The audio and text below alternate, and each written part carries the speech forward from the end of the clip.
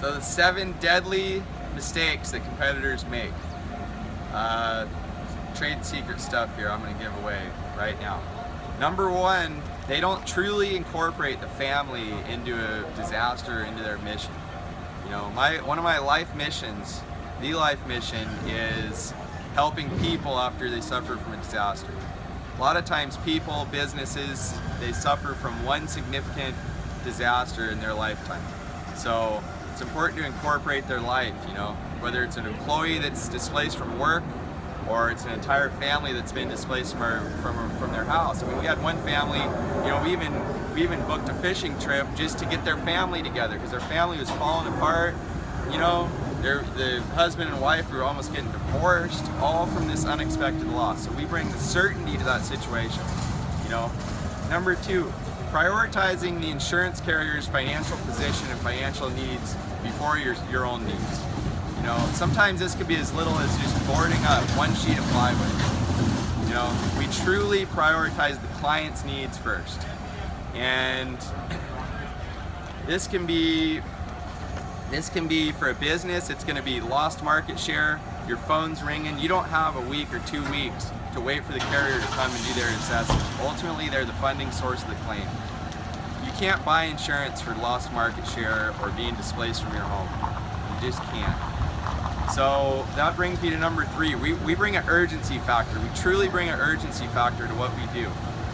You know, our motto is powered by urgency.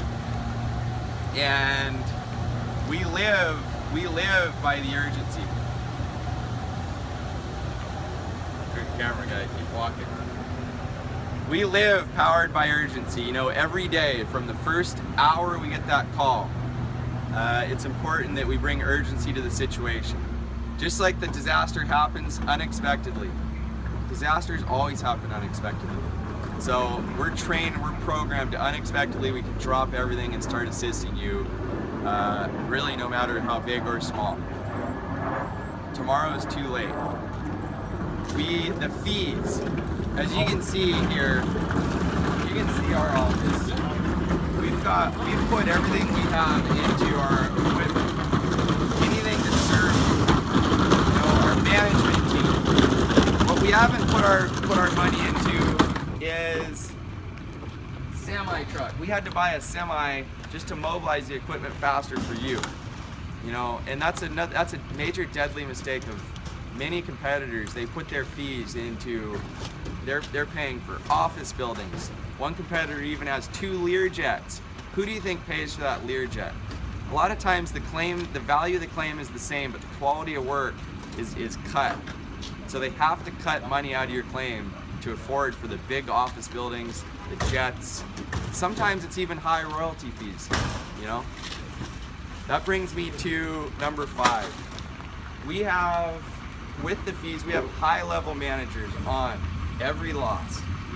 Okay, from the first 15 minutes, you're going to be routed and you're on the phone with someone who has a proven track record and experience in dealing with this loss.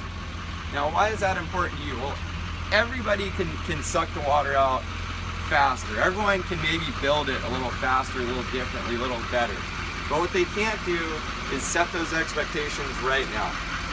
You know, and we set the expectations of what we do, a risk evaluation versus what's the claim value going to be. We've had clients, they may have to pay us $400,000 for 2 hours of work, but they're losing $1 million an hour in a facility.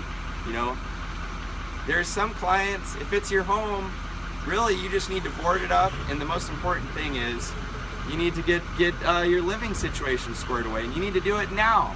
We had a loss where there was a older gentleman. He was uninsured. He was on the street in his socks, no shoes, cold, and the carrier is saying, "Well, we'll get you temporary housing. It'll be a week or 2." He has nowhere to live. Right there, boom, credit card. We put him up in a hotel for a week. Okay. Number 6 is, we'll show you some of our equipment just to prove. And also, take a look at our building. Nothing fancy. Now we could substitute all this equipment that we serve you with we could substitute it for 20th floor San Francisco, you know, lease the whole floor out. That'd be nice, but it's not going to serve you. Okay. Another massive mistake. Our techs and first responders are no different than the fire department. They're HAZWOPER certified. We hold a B contractor's license, hazmat endorsement on the contractor's license. We've got our asbestos endorsements. All of our guys are OSHA 30, 40-hour trained. And we have a proven track record of responding to the losses.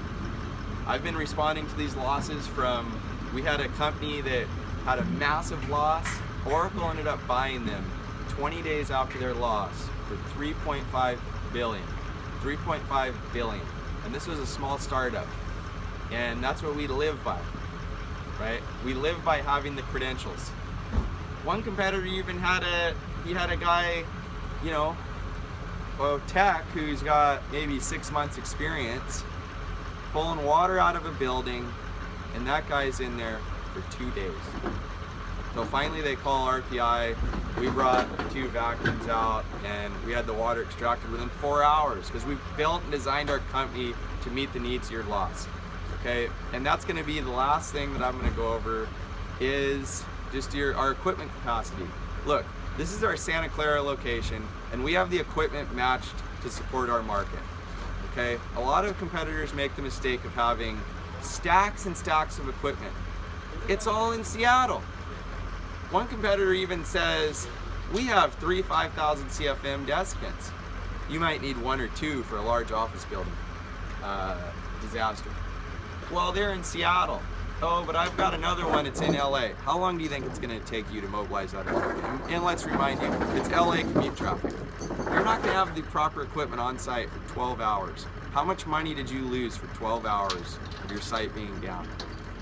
So we have 15 5,000 CFM, no, 5,000 CFM desiccants. We have 15,000 back over here. We have telehandler. I also had to say we had to purchase the low boy and a semi truck. We have 2 ditch witch vacuums for extracting for any kind of hazmat spills.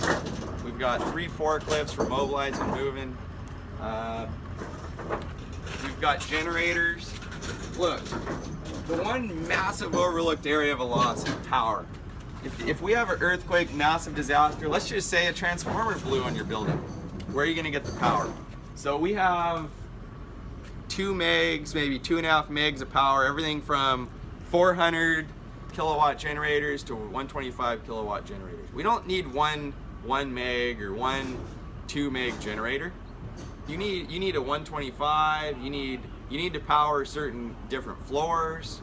Okay, so the power is huge. And we have the power right here. We're not pulling it from United Rents, Sunbelt. Guess what? When there's an earthquake disaster, who's gonna have the power? United Rentals, Sunbelt, many competitors that even say they have the power, they're relying on rental companies to supply your power. We supply the power in-house. And if there's anything you'd like to add to the 7 deadly mistakes, please comment on the bottom or personal message me and I'll set up your disaster plans. Thank you.